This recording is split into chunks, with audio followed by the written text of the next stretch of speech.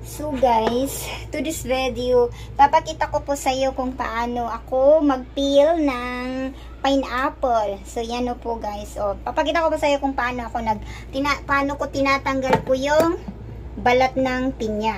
So ganito po kami, iba-ibang iba-ibang diskarte kung paano magbalat ng pinya. Pero sa kinalakihan ko, ganito po kami magbalat ng pinya kasi we are also planting different kind of fruits in our province, in the Philippines. So my parents taught me like this style on how to peel the pineapple.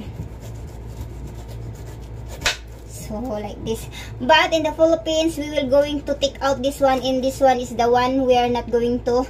We will not take out this. The handle of this is the one we left to hold if you are going to peel off. But here of course this one mostly they take out, hindi nila to tinatanggal kasi kung tatanggalin mo to masisira agad, kaya hindi nila tinatanggal daw, tsaka ito ang tinatanggal nila. Pero in my hometown we are not removing this one.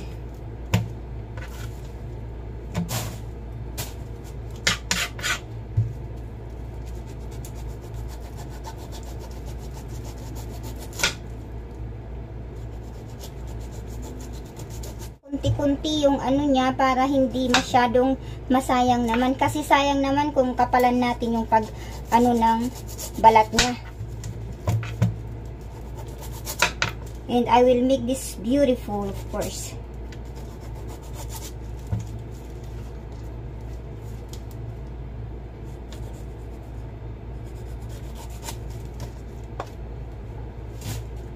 So as you can see guys, okay na siya. So ganito yung ginagawa namin. You turn like this. Nakikita nyo to, ganyan siya, pag ganyan. So ganun mo ang gawin natin. I-start natin dito sa dulo.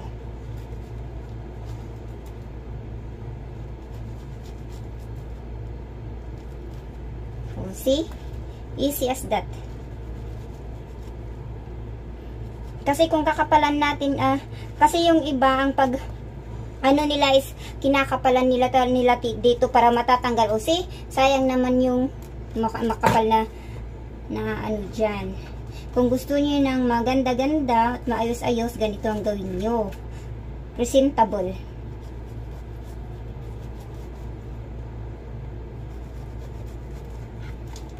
And we will take out this one. I already washed my hands guys but later on we will wash again the pineapple because it's dirty.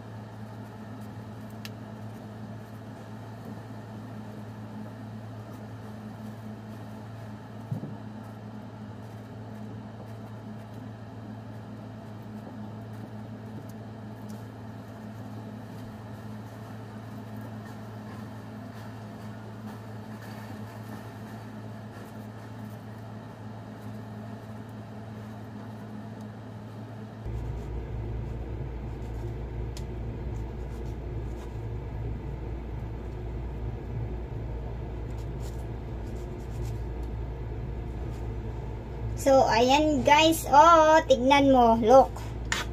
Diba? Ayan nyo guys. Yan kaganda yung binalatan kong pineapple. So, yan oh. Pero itong pineapple na to may mga mata. Sa amin, sa probinsya namin, walang mata. Ito yung tinatawag nila na mata ng pineapple. Yung hawakan natin kasi lilinisan naman natin ito. Huhugasan natin. Ayan o, yung mga ito, black na to. Ayan, mata po yan ng pineapple. Tapos, ganito naman tayo mag-slice ng pineapple. Ganito natin siya i-slice.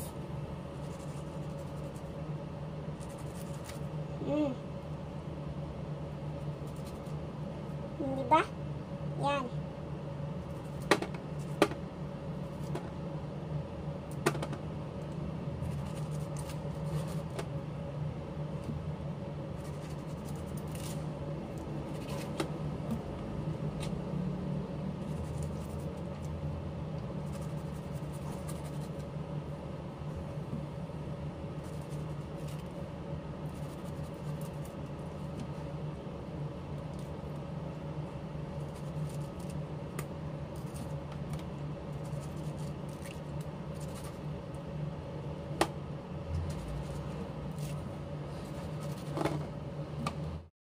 So guys, ito na po yung ating pineapple na aking in-slice. Ayan po siya.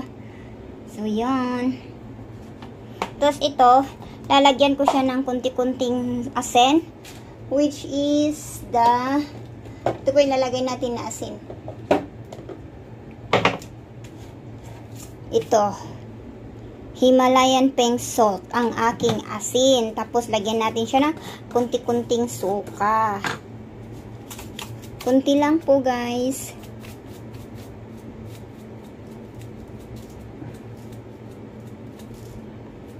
Enough.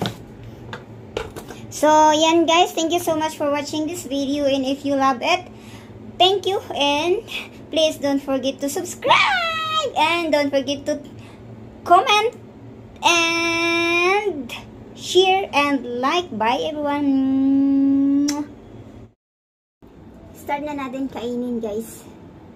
Yung linagyan ko to ng suka na may sili tapos asin.